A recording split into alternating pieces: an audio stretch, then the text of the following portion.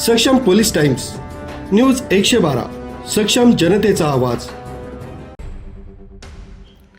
दिल्लीतील जंतर मंतर मैदानावर 20 जुलै रोजी विद्यार्थ्यांवर झालेल्या कथित लाठी हल्ल्याच्या निषेधार्थ रिपब्लिकन पार्टी ऑफ इंडिया डीएसचे नाशिक शहराध्यक्ष राहुल जाधव यांनी सोमवार दिनांक 27 जुलै रोजी नाशिक रोड इथल्या विभागीय महसूल आयुक्तालयासमोर आमरण उपोषण सुरू केलं आहे। विद्यार्थ्यांवरील कथित अन्यायाविरोधात न्याय मिळावा आणि विविध मागण्या मान्य होईपर्यंत उपोषण सुरूच ठेवण्याचा निर्धार त्यांनी व्यक्त केला आहे। राहुल जाधव यांनी मांडलेल्या मागण्यांमध्ये विद्यार्थ्यांवर झालेल्या लाठीचार्जची निष्पक्ष चौकशी करून संबंधितांवर कठोर कारवाई करावी, विद्यार्थ्यांवर कथितपणे हल्ला करणाऱ्या व्यक्तींना ओळखून त्यांच्यावर राष्ट्रीय सुरक्षा कायद्याअंतर्गत कारवाई करावी, तसंच या घटनेची संपूर्ण जबाबदारी स्वीकारून केंद्रीय गृहमंत्री अमित शहा यांनी राजीनामा द्यावा अशी मागणी करण्यात आली।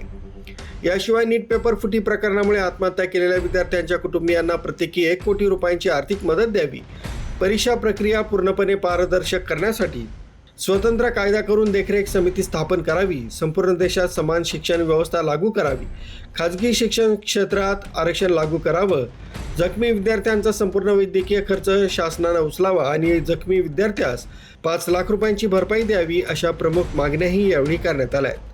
या आंदोलनाची शासनानं तातडीनं दखल घ्यावी अशी मागणी रिपब्लिकन पार्टी ऑफ इंडिया राष्ट्रीय अध्यक्ष प्रेमरत्न चौकेकर, राष्ट्रीय सचिव मिलिंद जाधव, प्रदेशाध्यक्ष कैलास पगारे, सामाजिक कार्यकर्ते आकाश भालेराव आणि बंटी थोरात यांनी केली।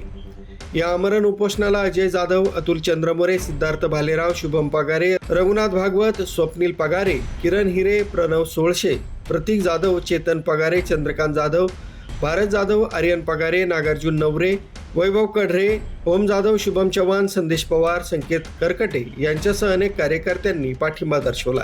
दरम्यान विद्यार्थ्यांच्या सुरक्षिततेसाठी आणि शिक्षण व्यवस्थेत पारदर्शकता आणण्यासाठी शासनानं तातडीनं ठोस निर्णय घ्यावेत अशी मागणी आंदोलनकर्त्यांकडून करण्यात येत असून मागण्या पूर्ण होईपर्यंत राहुल जाधव आपला आमरण उपोषण सुरू ठेवणार असल्याचं स्पष्ट करण्यात आलंय। न्यूज ब्युरो, सक्षम police times, news 112 Nashik road.